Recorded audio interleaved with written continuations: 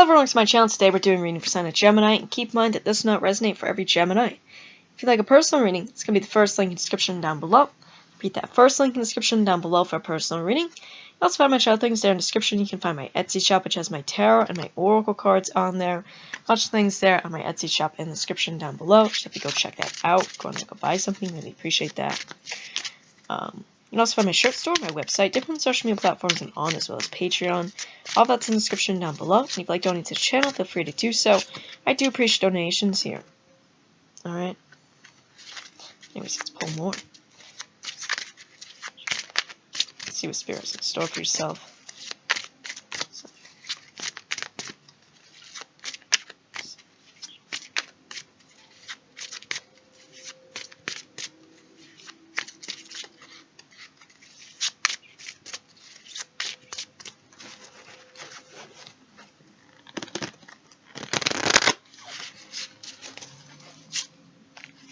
Number 5 with Thoth. Number 4 with Matt. Number 2 with Shen. And we have number 7 with Kansu. So working with Thoth, Matt, this one, and then you have Kansu here as well. Alright. This is the deities wanting to connect with you.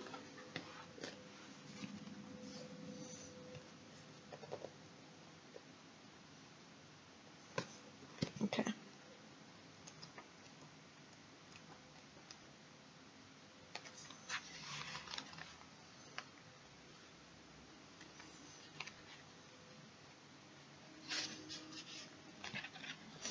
says, as chaos represents disorder and dissolution, so cosmos represents the harmonic order of creation and time. Both are realms of infinite subtlety, coexisting and interpreting each other. Of these two primordial realities, they are locked in thus far perpetual struggle, each seeking the other's transformation. They are indestructible but subject to such transformation, so that a final resolution would be the transforming of chaos into cosmos, or that of cosmos into chaos. Out of this conflict, sometimes called the war in heaven, have arisen intermediate realities, including the human. It says this war in heaven is encountered repeatedly in ancient mythologies across the planet. Some writers describe it as an interplanetary conflict, when planet Earth was the battleground of a war that began on another world, when the gods fought with humans and against them. The elder gods are described as being mysterious spiritual progenitors of the human race, the great old ones who manifest through primordial memory as tremendously powerful elemental forces. These great old ones are said to lie outside the gate of the abyss, which is according to the point of ingress into the noumenon and of egress in phenomena. In other words, it is the gateway of manifestation into non-manifestation, or cosmos into chaos. He also refers to this war in heaven. Prior to the earliest observation of physical phenomena, that is when time was not known, much less registered, chaos reigned, but inevitably the forces of chaos were drawn into the vortex of time, and mythology contains accounts of conflicts that raged between the giants of the abyss, which occurred outside time and which had element types as their vehicles, such as wind, rain, earthquake, thunder, and lightning, and the new types that were established in the form of stellar, lunar, and finally solar deities. He further describes chaos as the ultimate substance of antimatter. Cosmos, on the other hand, is the realm of the divine order that manifests the principles of the nature embodied in the Egyptian Aturu. It says this card, Cosmos, is inspired by the zodiac from the temple of Dendera, epitomizes the cycle of order and time. It says the directions in space were defined by the positions of the circumpolar stars. The symmetry of this image emphasizes the natural laws governing the Earth's evolution and the mirrors their celestial counterparts. For the Egyptians, order was essential because order was the foundation and measure of all created things, and Mat was the basis of this order. The land of Egypt was considered the image of heaven, with the events on earth being a reflection of the cosmic events. Sirius in the sky was believed to be the central fire emanating our sun and the entire solar system. For this reason, terrestrial order was related solely to Sirius. The Egyptians mastered 3 complete calendars, solar, lunar, and Sothic, and were aware of their complex connections. The Great Circuit, cosmos, symbolizes the knowledge that all things are dependent on each other and interact with each other, and that extent of energy occurs all the time among all spheres of creation. The card, moreover, shows the general principles of the alchemical work. Standing on Sirius, appearing at the center of the diagram, we find 3 Naturu or philosophic principles, corresponding to sulfur, mercury, and salt. On the outer circle, 12 figures symbolizing the total transformation of each element into another, correspond to the complete cycle of the 12 astrological constellations. The 4 female Naturu in the outer circle are related to the 4 elements: fire, earth, air, and water, and also to the 4 directions in space. At the same time, they signify the journey undertaken by the initiate in order to achieve a new, completely spiritual life. The journey begins in the north, the realm of water, in the primordial swamp that is home to the 8 primordial principles. The moment corresponds to the initiatic birth at cosmic midnight, when life and death are merging and one must cross through the Nether's gate or doorway in order to enter into the Amanta, the hidden place, often referred to as the underworld, the site of the setting sun. In the east is air, element attached to the solar revival or second birth. In the south, the initiatic journey, the element to cross is fire, the spiritual element of the universal solvent. In the west, one can land on earth, the element symbolizing body, and consequently is also death. In Egyptian tradition, the 4 directions are associated with the half Naturu and with their female counterparts. In addition, the correspondence of Naturu and elements on one side with their directions and on the other side varies in the course of the progress of the alchemical work as its different stages are reached. In some instances, directions and elements may even happen to diverge because of the principle of inversion, perfectly symbolized by the tree with its roots in the sky. The 3 hieroglyphs at the center of the basket containing the Ankh, the Jet, and Uas represent the quality and modes of energy. While the basket itself is a symbol of cosmic container, its woven threads are material connections and bonds of interdependence established with the cosmic structure. Inside the basket, Ankh is the key of life, energy binding.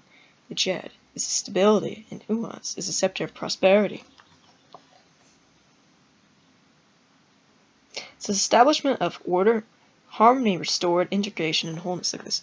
So we have things working here in the heavenly world and like the spiritual world, right? But it's also going to be reflecting in your world here, your Gemini, in the 3D world, right? Where we have chaos. When we're talking, or not chaos, order. All right, because we have Mat, we have justice, they're working on this, okay? Bringing that order, bringing that organization. Balance being restored here.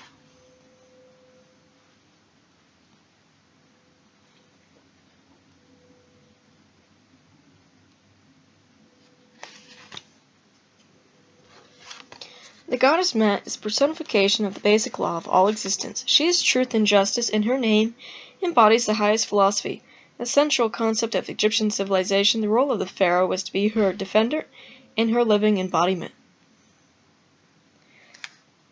The land of Egypt was considered to be a reflection of heaven, embodying the dimensions of the cosmic order, or Mat. In the card, she kneels upon a pedestal, or plinth, on which the throne stands, and the throne is part of the hieroglyph of her name.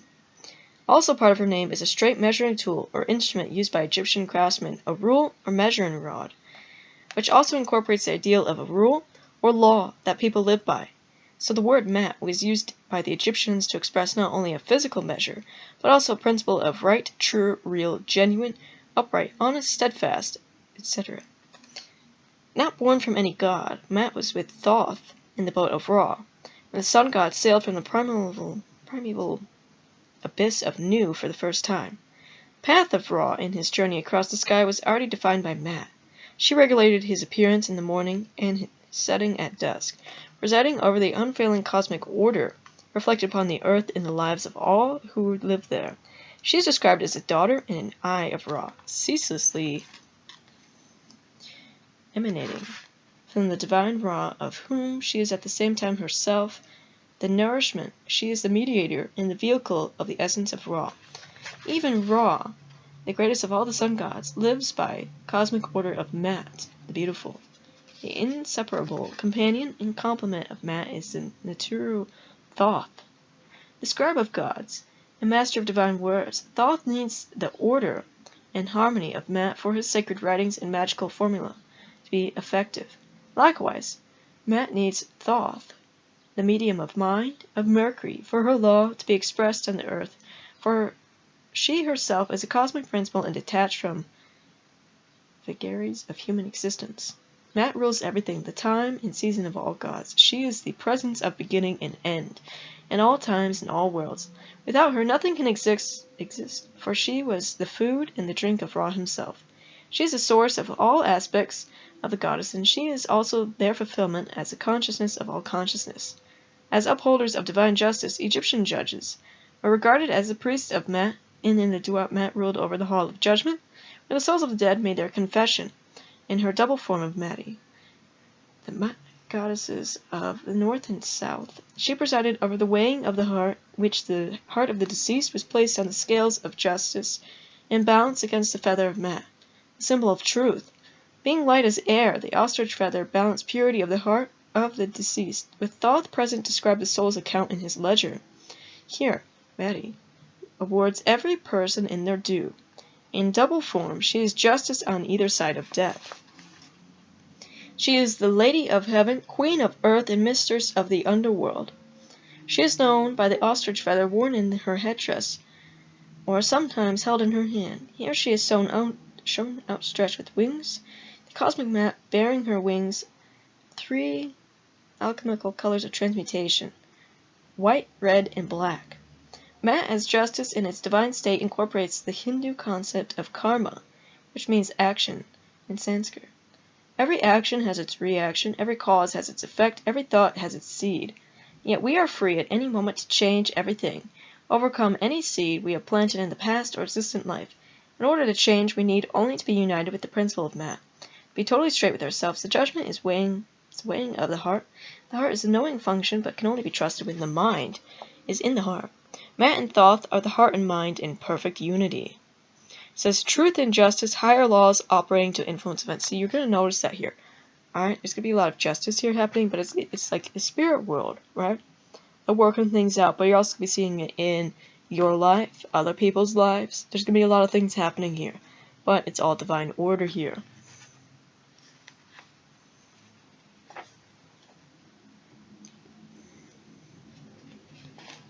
So we got number 5 and number 7.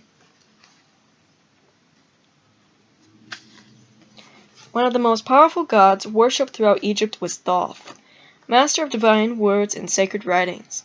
His main center was the city of Hermopolis, or Kemenu, where he was the head of the company of the 8 primordials in ancient times. He was also in the other company of gods, including Memphis and Thebes, and his presence was described in all of the main myths passed down through the dynasties. Thoth is another netter not born from any god. He was said to have emerged from the watery abyss of Nu along with Mat, his female counterpart in Ra. He is a cosmic principle that mediates between the worlds and the being, the heart and the tongue of Ra. He was the medium through which the will of Ra was expressed. In ancient myths, it is Thoth who speaks the words of power to carry out Ra's wishes. It is Thoth who gives Aset the magical worlds that revive the dead, Asur, so she might conceive Heru, and that receive Heru after he is fatally stung by a scorpion. Or not receive, revive Heru. Above all, Thoth is divine intelligence, the universal mind, with all of its powers of speech and creation. As scribe of the gods, or particular scribe of Mat, Thoth formulates all the words of creation and records them in the Akasha, or universal memory. But his word only has power when he is together with Maat, who is a cosmic law, which is the same as saying when the mind is centered in the heart. Where Maat is the cosmic principle attached from human affairs, Thoth is intimately connected with life and death of every individual, and he teaches the knowledge of magic indispensable for the soul's safe passage throughout the duat. He also arbitrates between Heru and Seth in their struggle for supremacy, understanding the necessity for both principles and keeping these forces in exact same equilibrium of Maat. He is the mediator par excellence between humans and the netters in the same way the moon is the mediator between Earth and the cosmos, reflecting the light and energy of the sun onto the Earth and maintaining a perfect balance in the ebb and flow of all water and fluids. In the judgment scene from the Book of the Dead, Thoth takes the form of a dog-headed ape who sits on the center of the balance of scales, where the heart of the dead is being weighed, and he tells when the heart balances the feather of Maat. And here in the duat, he is found not only recording the deeds or words of the deceased, he also decides whether the heart has been balanced, and whether the soul passes into paradise. He was widely invoked so that he might give words of power to the souls of the dead, so they could pass safely through the Amanta, banishing demons while armed with the names of the monsters in the formula that transformed the demons into allies.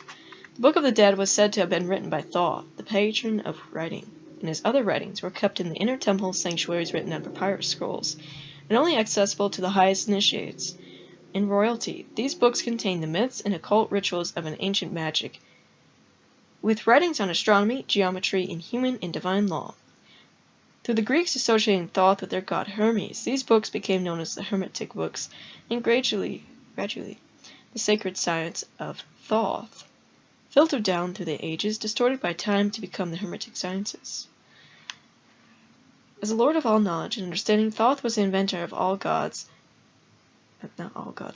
god of all the arts and sciences. While the primordial power of creation originates the principle, it needs to be spoken in order to manifest form. As the power of creating through speech and writing, Thoth was the principle beneath all knowledge, all science.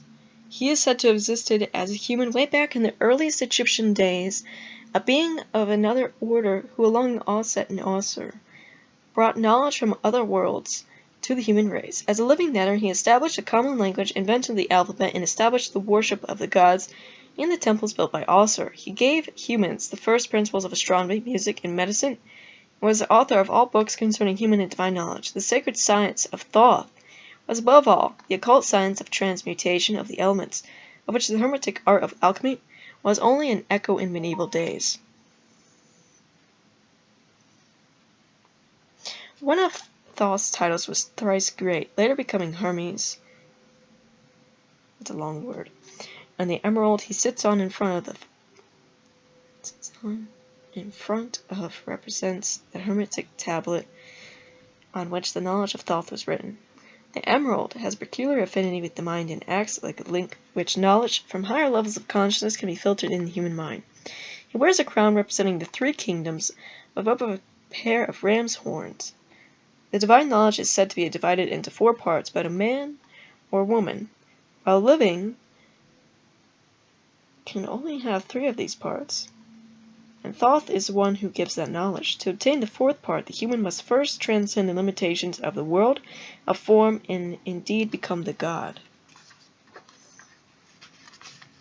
The ibis bird, whose head Thoth wears and from which his name derived, symbolizes the heart, center of the mind, and the intelligence of Thoth.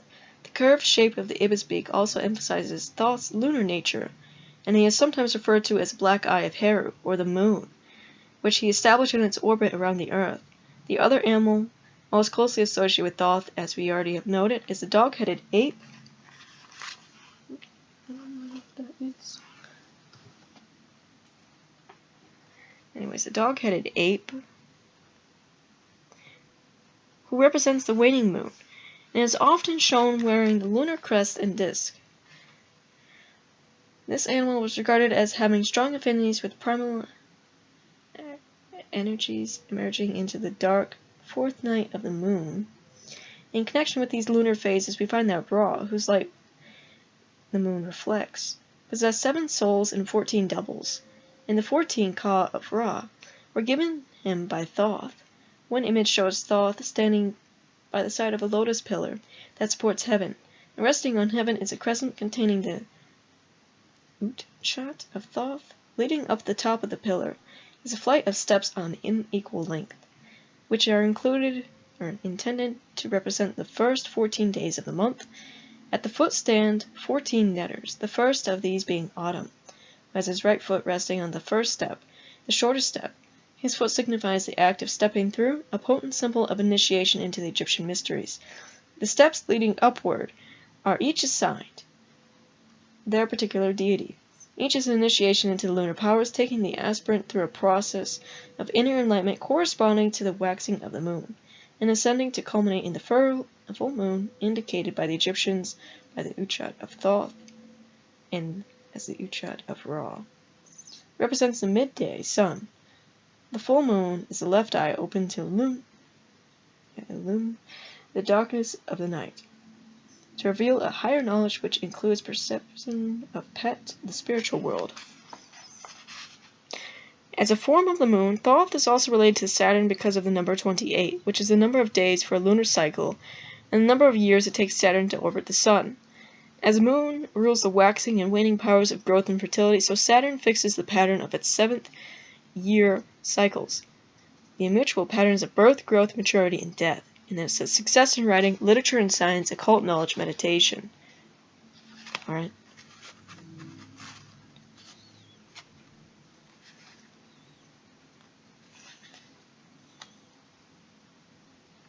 Number 7. Khonsu is the fruit of Mut and Aman, the completion of the Theban triad of Naturu. In pre-dynastic times, Khonsu existed as a moon god. So you connect with the moon, Thoth, and Khonsu here. One of the oldest gods who represented the different phases of the moon. He was a messenger of the gods, like Thoth, with whom he was strongly connected, and as the one who journeyed through the skies as the moon. He was called the Traveler, and Khonsu's father Aman became identified as Amun-Ra. Khonsu was likewise identified with Hera as a form of the young sun god, and he wears a crescent of the new moon, surmounted by the moon and sun united in the disk of an eclipse. You know what, maybe all this is happening with the eclipse here, Gemini. All this what we're talking about here. He holds all the scepters together, with the exception of the Uaj, I don't know how to say that. The papyrus in bloom, and the combination of the scepters represent the reunion of spirit, soul, and body in a new unity capable of resurrection. The fluid, aquatic principle of Mut and Aman is continued in Khonsu, who stands above the water supported by the measure of Mat. The lunar phases were the first way of measuring time, ruling the earth tides in harmony with the cosmic law of Mat. Like the many phases of the moon, Khonsu is represented in many different forms. A child in the morning, an old man in the evening, a youth at the beginning of the year, who cometh as a child after he became infirm, and who renewed his births like the disk. He is both the spring sun and moon, rejuvenating the body, especially the fluid functions of the blood and reproductive organs. He makes the sap rise in the budding of plants of spring, and helps fertilization with the energies of the new moon. In this aspect, he is described as a fiery bull. As a light bearer, he makes women fruitful, and makes the human germ to grow in his mother's womb. Here, he is shown in mummified form, representing the eclipse of the sun and moon, a time regarded as particularly powerful for magic work. Although he is mummified, he is shown as a youth with the braid of a child. He has been reborn in the subtle light of the new moon. He has overcome the powers of darkness, sometimes shown as two crocodiles, on which he stands, and he dispels darkness and demons through his power of exorcism. For the Egyptian, the moon was not regarded as negative. It was constantly changing flux of energies, a mirror that reflected the light of Ra onto the earth. The menet of Het-Hert that Khonsu wears describes the sun and moon, male and female aspects joined in harmony and pleasure. In the stories where the gods are killed and eaten for the diseased to absorb their sectum, their spiritual power, it is Khonsu who cuts their throats and pulls out their intestines. He possesses absolute power over all hostile spirits in the earth, and air, and sea. As a great healer, he banishes disease and madness. for he is the sun who shines in the night. The rejuvenating power of the moon. His magical power was also transformed into a statues, which performed miraculous healings by driving out the demons of disease and restoring health and happiness to the sufferer. There's another aspect to Khonsu. Translates his name as the placenta of the king. As placenta, Khonsu is the twin of the king who dies at birth. Placenta, he is the king's ka, his power, or vital force.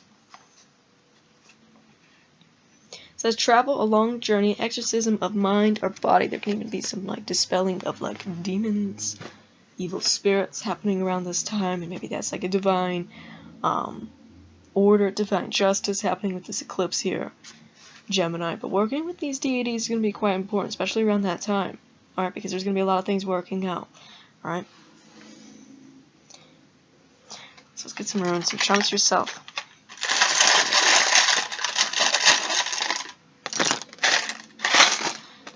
So you have these two dragon lovers, one being fire, one being water.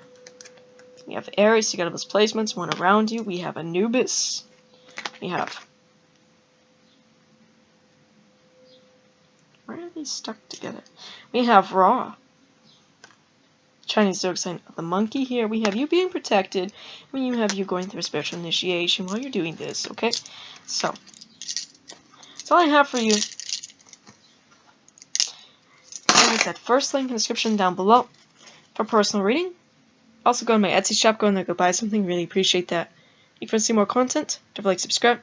Bye guys.